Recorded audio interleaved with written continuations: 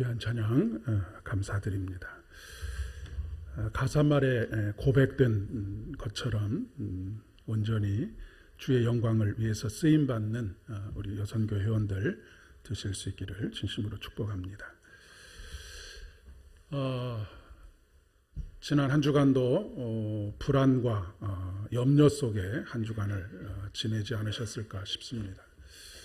지난주에도 말씀드렸지만 우리가 조금 특별히 조심하셔야 하긴 하지만 그렇게 크게 두려워하실 일도 없고 불안해하실 일도 없고 일상적인 삶을 그저 살면서 조금 더 평상시보다 조금 더 조심하시면 될 것 같습니다. 오늘 아침에도 잠시 커피를 마시면서 이야기를 나눴지만 여러분 작년 한 해에 미국에서 독감으로 인해서 죽은 사람이 8,000명입니다. 대단하죠? 그런데 지금 신종 코로나로 인해서 죽은 사람은 우리나라에 한 사람도 없습니다. 그리고 지금 25명, 오늘까지 25명의 확진자가 있는데 그들 중에서 특별히 백신이 없어서 죽은 사람도 없고요. 잘 관리하고 또 옆에서 간병하고 치료하면 자연적으로 치유될 수 있는 것이라고 그렇게 이야기할 수 있습니다. 그러니까 여러분 너무 극도의 불안과 두려움 속에서 보내지 않으셨으면 좋겠고요. 하지만 또 사람이 많이 모이는 곳에는 가급적이면 조금 절제하시면서 특별히 우리는 연세가 드신 어르신들이 많기 때문에 면역력이 조금 떨어져서 걱정이 됩니다만은 그렇게까지 두려워하실 필요는 없다라고 그렇게 생각이 되어집니다. 그리고 또 특별히 하나님께서 저와 여러분을 특별히 지켜주시고 보호해 주셔서 평강 가운데 이끌어 주시기를 진심으로 축복합니다. 몇 해 전부터 요즘 겨울에는 붕어빵을 파시는 분들을 만나보기가 참 어렵게 됐습니다. 이 붕어빵은 사실 자본이 없는 분들이 어떻게든지 몸을 움직여서 먹고 살 수 있는 좋은 그런 소자본 창업을 할 수 있는 직업이라고 할까요? 그런 것이었는데 재료비가 너무 많이 오르다 보니까 팔면 팔수록 오히려 손해가 되는 그런 결과가 나타나서 한 사람 한 사람 사라지더니 요즘은 아예 찾아보기가 거의 힘든 그런 상황이 되고 말았습니다. 그런데 우리가 그런 우스갯소리를 하곤 하지요. 붕어빵에는 붕어가 들어있지 않다고요. 분명히 붕어의 모습을 하고는 있지만 붕어빵은 붕어가 아니기 때문에 그렇습니다. 또 그런 표현도 하곤 합니다. 앙꼬 없는 찐빵. 이 앙꼬라고 하는 말 자체가 일본 말이지만 앙금이라고 표현할 수 있겠죠. 이 앙꼬가 없는 찐빵 얼마나 맛이 없고 목이 메이고 그렇습니까? 겉은 그럴듯한데 알맹이가 없다라고 하는 의미로 사용될 때가 굉장히 많이 있습니다. 우리 스스로가 기독교인이라고 그렇게 이야기를 하곤 합니다. 기독이라고 하는 말은 예수라고 하는 한자 말인데 그것을 차용해서 쓰고 있는 말이죠.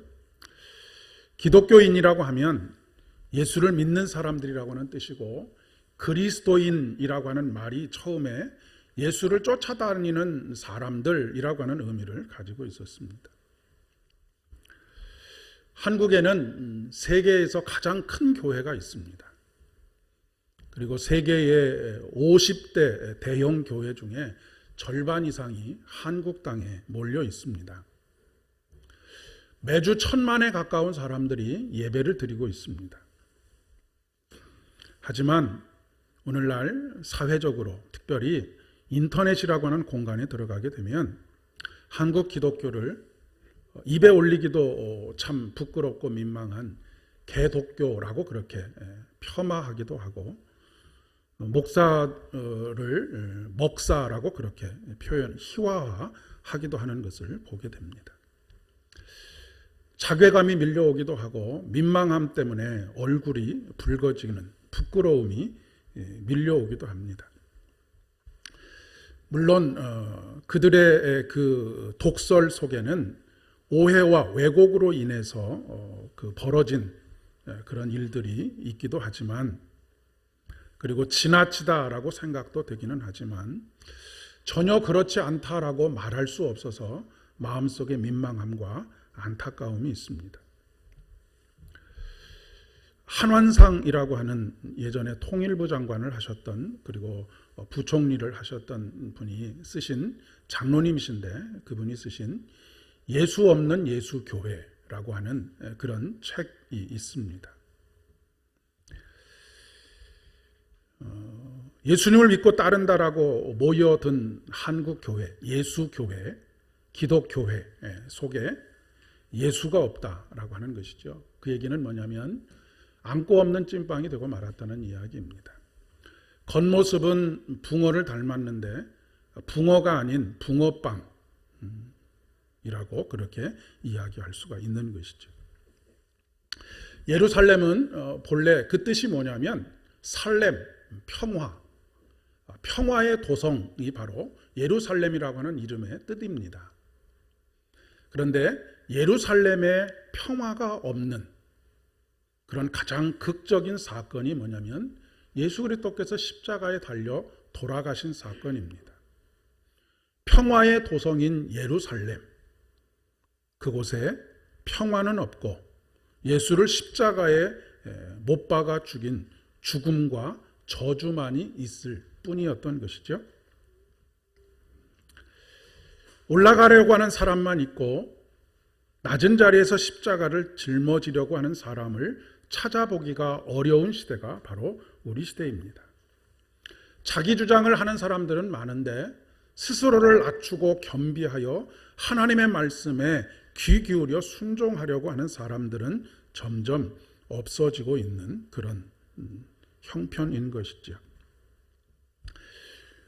오늘로 주현절 5번째 주일을 우리가 지키고 있습니다.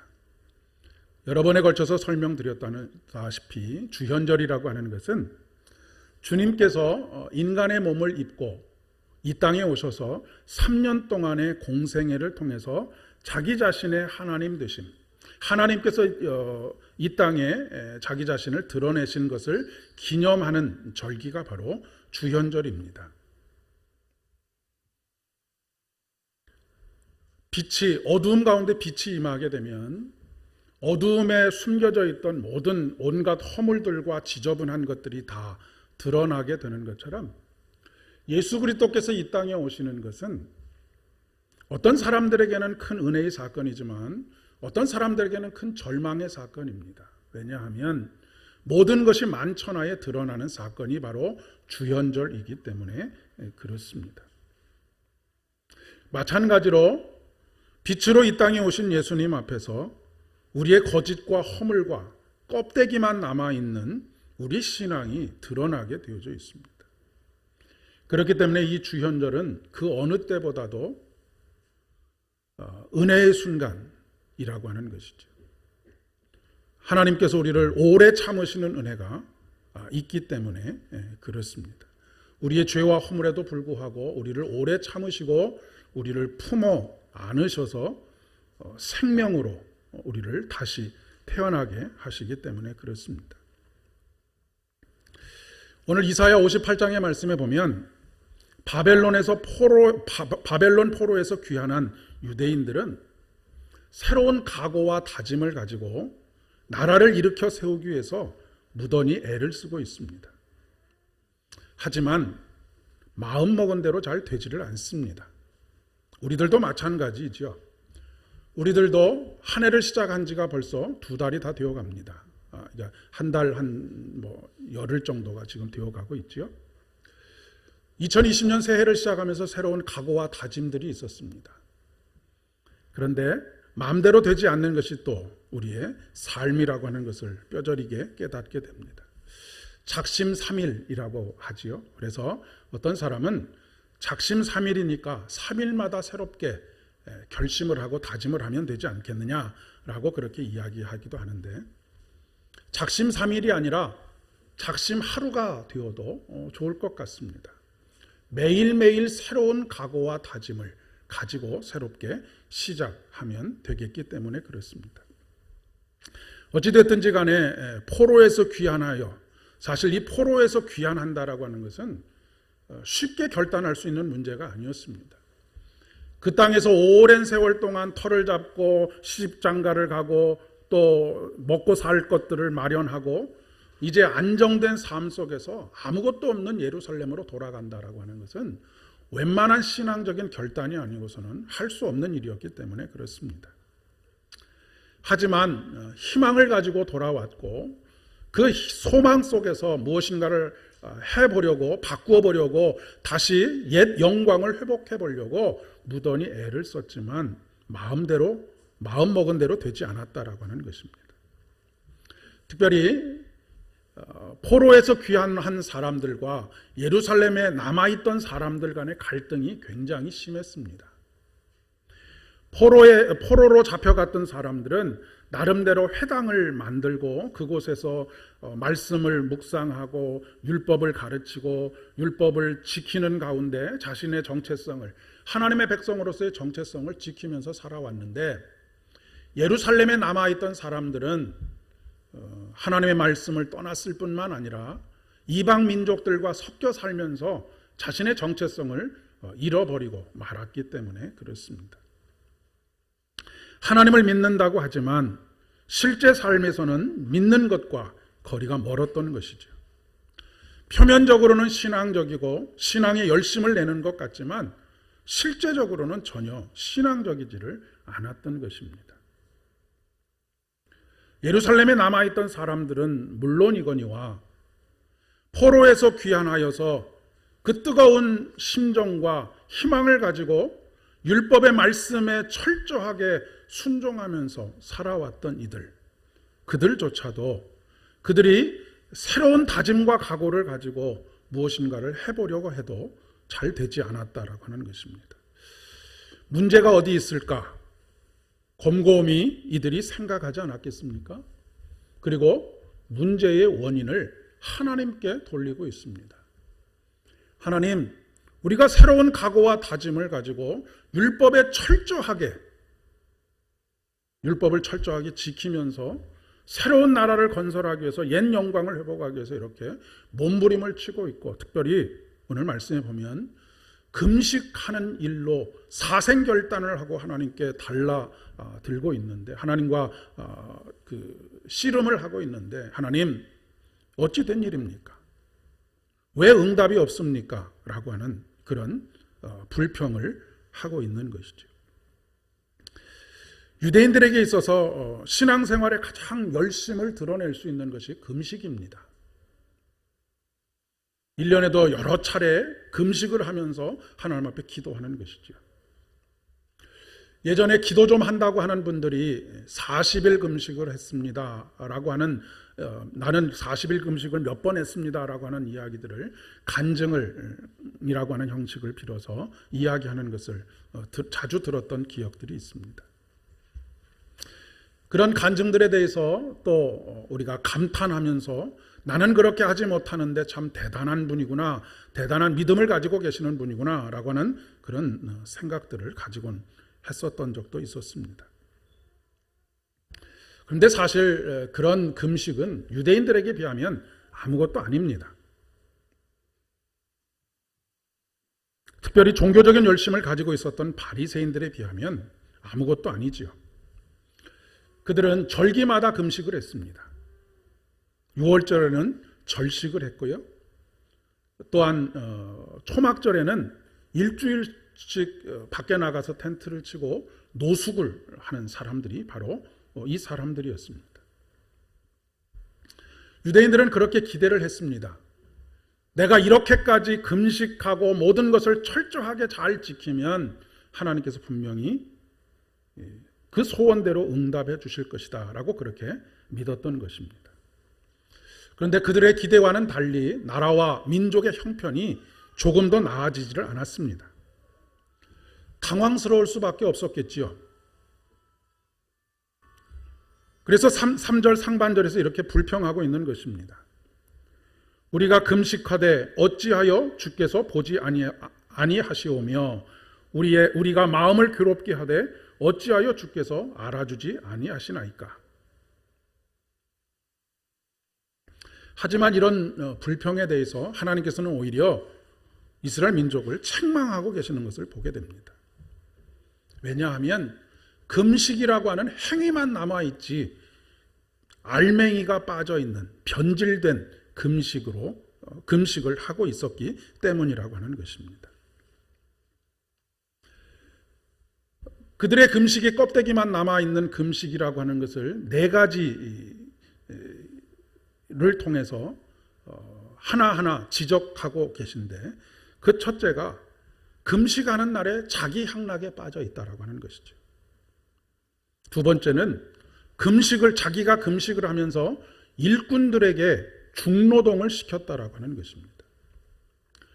여러분, 주인이 금식하면 종들은 자연스럽게 금식을 할 수밖에 없습니다. 그런데 금식을 하고 있는 종들에게 중노동을 시켰다라고 하는 것은 무엇을 의미하는 것이겠습니까? 셋째는 서로 논쟁하며 다퉜다라고 지적하고 있고, 넷째는 서로 주먹질을 했다라고 그렇게 지적하고 있습니다. 그러니까 금식을 한다고 하면서 즐길 것 다 즐기고 서로 싸울 것 다 싸우고 심지어는 주먹질까지 하고 있다라고 하는 그런 이야기입니다. 금식의 핵심은 하나님께서 긍휼히 여겨주실 것을, 불쌍히 여겨주실 것을 간구하는 것인데, 하나님께 불쌍히 여겨주실 것을 간구하고 긍휼을 베풀어 주실 것을 간구하면서 자신의 마음속에는, 자신의 삶 속에는 전혀 긍휼도 없고 불쌍히 여김도 없다라고 하는 것을 지적하고 계시는 것입니다. 종교적인 열심은 있는데, 수많은 섬김과 봉사는 있는데 마음에 민망히 여김과 긍휼을 함과 또 불쌍히 여김이 없다라고 하는 것이지요. 그 얘기는 그들의 금식에 진정성이 없다라고 하는 그런 의미로 받아들일 수가 있다라고 하는 것입니다. 오늘날 우리 한국 교회의 모습, 특별히 우리 자신의 신앙의 모습들과 많은 부분이 비슷하지 않은가 싶습니다. 예전 같지는 않지만 한국 교회만큼 하나님을 섬기는 데 열심인 교회가 없습니다. 아까도 말씀드렸다시피 세계의 50대 대형 교회들 중에 절반 이상이 한국 교회에 속해 있고, 수많은 예배들이 드려지고 있고 수도 없는 기도회가 오늘날도 계속되어지고 있지만, 정말로 그 마음속에 긍휼히 여기는 마음과 불쌍히 여기는 마음을 가지고 있는가라고 하는 것을 돌아보게 됩니다.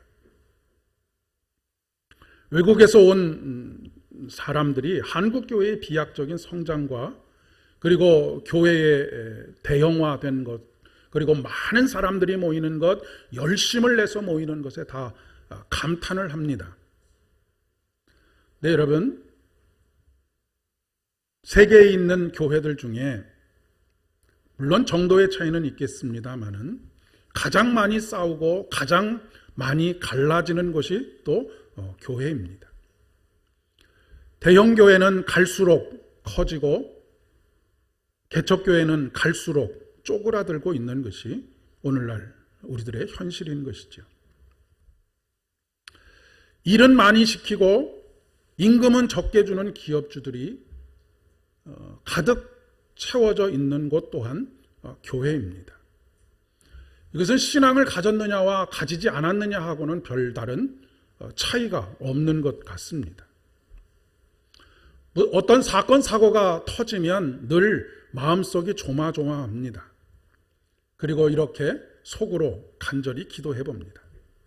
제발 교회의 목회자나 중직자가 아니기를 하나님 앞에 간절히 기도합니다.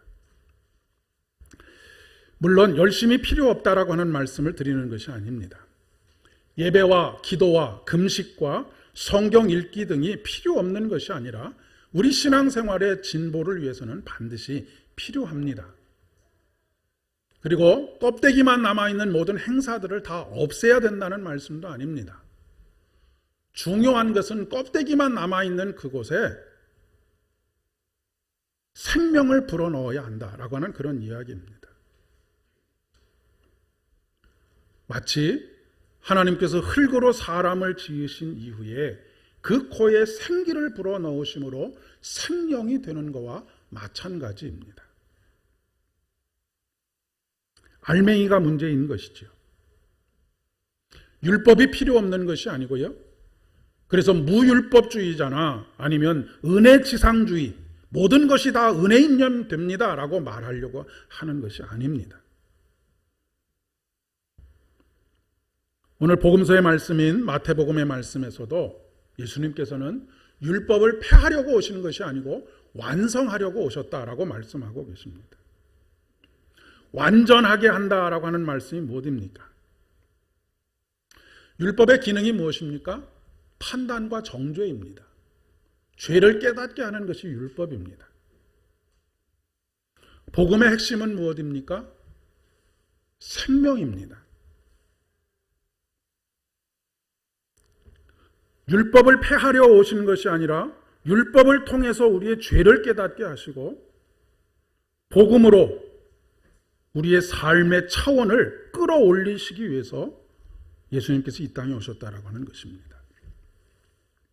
오늘 이사야 선지자가 말하고 있는 금식의 본질이 무엇입니까? 이웃 사랑입니다. 내 것을 아껴서 이웃을 먹여 살리라고 하는 것입니다. 내가 먹고 남은 것 부스러기를 가지고 이웃을 먹여 살리라고 하는 것이 아니고 내 것을 아껴서 콩 한쪽이 있으면 반쪽으로 나누어서 이웃과 더불어서 먹고 살라는 것입니다. 이것이 교회의 본질입니다. 교회의 본질이 이것이라고 말씀드리면 그래 삼보교회가 그렇게 해야 돼 라고 생각하시기 쉬운데 교회는 우리 한 사람 한 사람이 교회입니다. 그러니까 우리가 그리스도인 된 것의 본질은 이웃 사랑에 있다라고 그렇게 이야기할 수 있고요. 이 이웃 사랑은 율법적인 의무로서의 이웃 사랑이 아니라 하나님의 생명이 우리 안에 있고 그 사랑이 우리 안에서 경험되어짐으로 말미암아서 마치 사랑을 숨길 수 없는 것처럼 사랑하고 있다라고 하는 것을 숨길 수 없는 것처럼 우리 안에 생명이 경험되어지고 하나님의 사랑이 있다라고 하는 것을 숨길 수 없는 삶이 되는 것, 이것이 바로 금식의 본질이라고 하는 것입니다.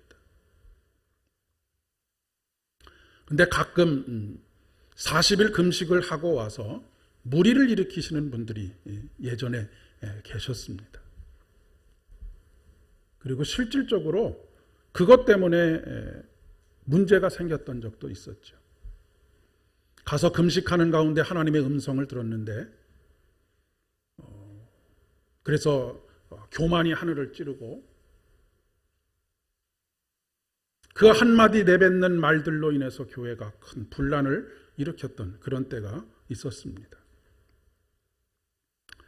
우리가 끊임없이 생명을 향하여 나가지 않으면 계속 그 자리에 머물러 있는 것이 아니라 생명으로부터 점점 멀어지게 되어져 있습니다.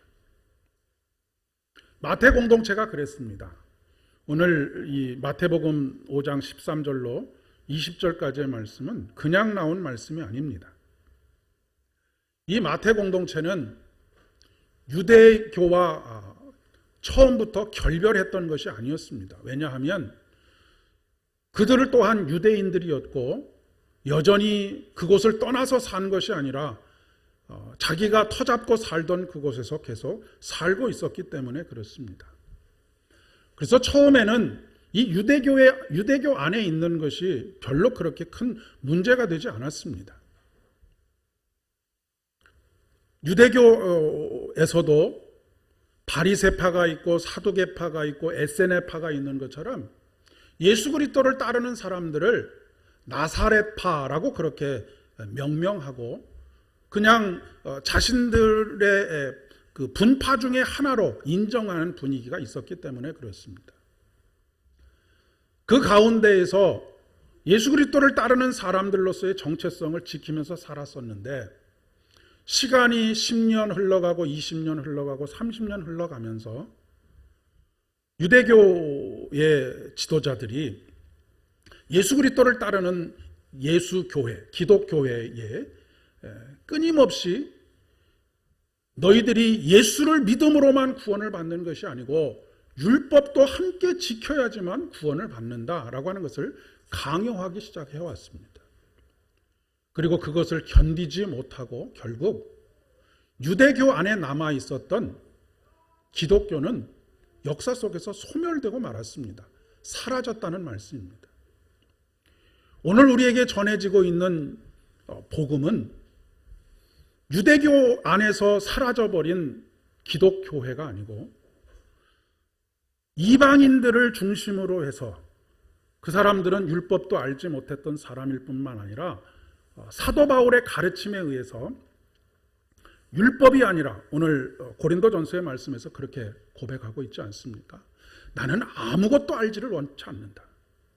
나는 오직 십자가의 예수만을 알기를 원한다라고 하는 고백 속에 있습니다. 그것이 우리 그리스도인들의 정체성입니다. 이것이 그리스도인들을 그리스도인 되게 만드는 것이지요.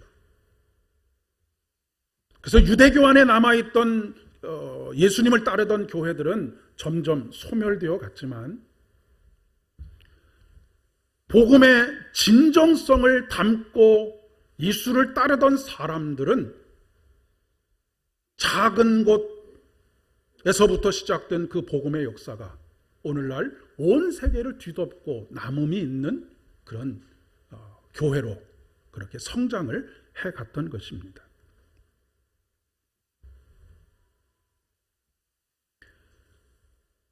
유대교에서 강조했던 율법 중에 한 가지가 바로 금식의 문제입니다.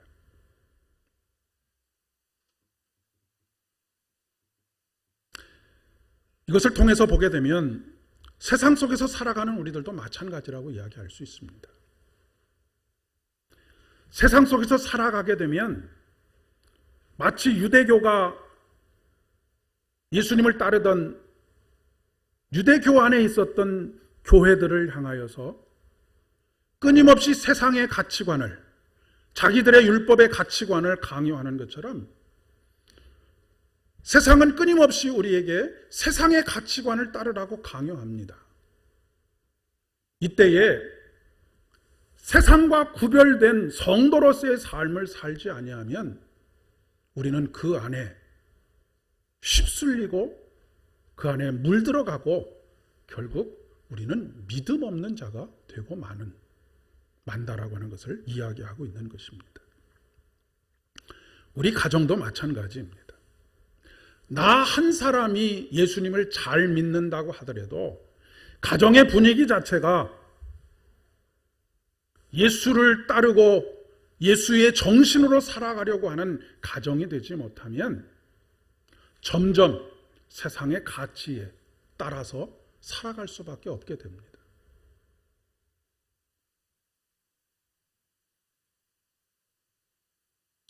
이런 마태 공동체를 향해서 말씀하고자 하시는 것이 바로 그것입니다. 다시 율법으로 돌아가지 말고 복음으로, 율법을 완성시킨 복음으로 돌아가라 라고 그렇게 외치고 있는 것입니다. 그런데 그런 외침을 듣고도 복음으로 돌아가지 못했던 그들은 결국 소멸되고 말았다라고 하는 것은 우리에게 큰 경각심을 가져다 주는 것이죠.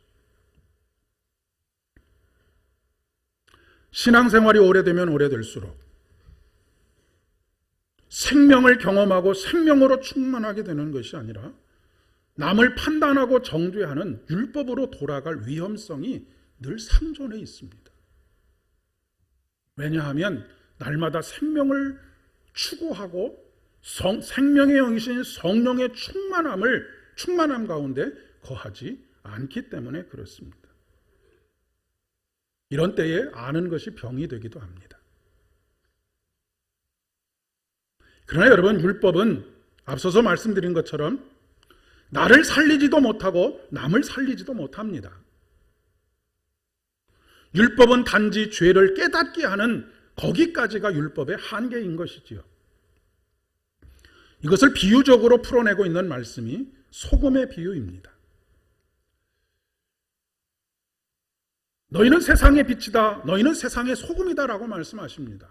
너희는 세상의 소금이 되어라. 세상의 빛이 되라 라고 말씀하지 않으십니다. 이미 우리는 세상의 빛이고 이미 우리는 세상의 소금입니다. 근데 중요한 것은 그 맛을 잃은 소금이냐 맛을 유지하고 있는 소금이냐에 있는 것입니다.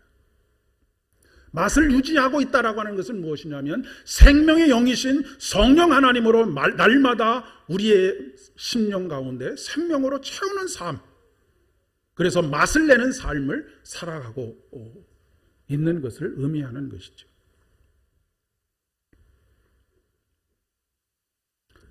여러분, 김장을 담궈 보면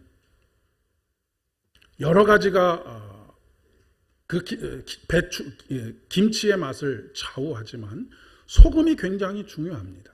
그런데 이 소금이 아무리 많이 갖다 부어도 맛을 잃은, 짠맛을 잃은 소금이라면 아무 소용이 없게 되는 것이죠. 대한민국의 그리스도인의 인구가 1,000만이라고 하는 것이 전혀 자랑이 될 수 없다는 것입니다. 맛을 잃은 1,000만은 맛을 유지하고 있는 한 사람만 못한 것입니다. 기도하는 한 사람이 한 민족보다 낫다라고 하는 말이 밑에 1층에 붙어 있지 않습니까?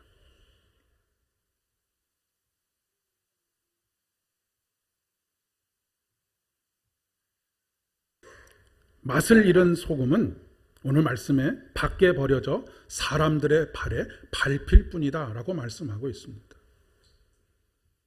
처음에 말씀드렸던 개독교라든지 사람들의 조롱과 폄하가 되는 것, 이것이 바로 사람들의 발에 짓밟히는 수모가 아닌가 싶습니다. 그 이유가 무엇이냐면 우리가 소금은 소금이로되 맛을 잃은 소금이 되어가고 있기 때문이라고 이야기할 수 있겠습니다. 사랑하는 여러분, 여러분은 무슨 맛을 내고 계신지라고 오늘 말씀은 저와 여러분에게 묻고 있습니다. 우리 교회는 맛을 잃어버린 소금이 아닌지 스스로 점검해 보아야 하겠다라고 하는 것입니다. 맛을 내는 소금이라고 하는 것은 앙꼬가 있는 찐빵과 같은 것이죠. 경건의 모습이 아니라 경건의 능력을 가지고 살아가는 사람. 날마다 예수로 인해서 생명을 경험하는 사람입니다. 그 생명으로 인해서 다른 사람들을 죄로 썩지 않게 하고 그 사람들에게 생명을 경험할 수 있도록 하는 삶. 오늘 하나님께서는 이런 사람을 천국에서 큰 사람이다 라고 그렇게 말씀하고 계십니다. 우리 모두가 우리 한 사람 한 사람이 천국에서 큰 사람 되실 수 있기를 진심으로 축복합니다. 이것은 무슨 큰 업적이나 사역의 규모에 따라 큰 사람이라고 말하지 않고 있습니다. 성경은 우리에게 많은 것을 하라고 말씀하지 않습니다. 하나님, 내가 선지자 노릇을 했습니다. 수많은 병자들을 고쳤습니다. 귀신을 내어 쫓았습니다. 하지만 예수님께서는 나는 너를 도무지 알지 못한다 라고 말씀하실 수도 있습니다. 어느 때요? 알맹이가 빠져 있을 때입니다. 소금이 맛을 잃었을 때입니다.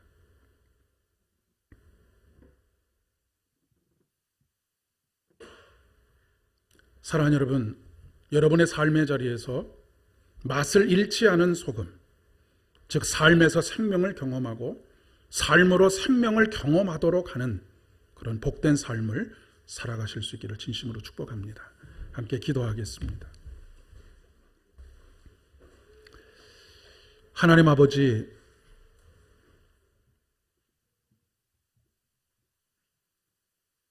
우리의 수많은 예배가, 수많은 모임이, 또한 섬김과 희생이 하나님의 생명의 영의 인도하심과 도우심과 동행하심의 결과가 아닌 껍데기만 남은 섬김과 희생은 아닌지, 그런 예배는 아닌지, 그런 기도는 아닌지 이 시간 돌아보게 됩니다. 나는 세상 가운데에서 맛을 내는 소금인지 맛을 잃은 소금인지 이 시간 스스로를 점검해 봅니다. 하나님, 이전까지의 삶은 어떠했는지 몰라도 오늘 이 시간 이후로부터의 모든 삶은 맛을 내는 소금으로 살아갈 수 있도록 은혜를 더하여 주시고, 말 아래 둔 촛불처럼 살지 않게 하여 주시고, 교회 안에 머물러 있는 신앙이 아니라 세상 가운데 빛을 비추는 그런 믿음의 삶 살아갈 수 있도록 은혜를 더하시기를 간절히 소망합니다. 사랑하는 성도들 한 분 한 분을 주님 복되게 하여 주시고 날마다 은혜를 베풀어 주셔서 그 안에 생명이 넘쳐나게 하시고 공허함이 물러가며 삶의 참된 의미와 가치가 풍성해져서 살아가는 기쁨으로 충만케 하여 주시옵소서. 예수님의 이름으로 기도드립니다. 아멘.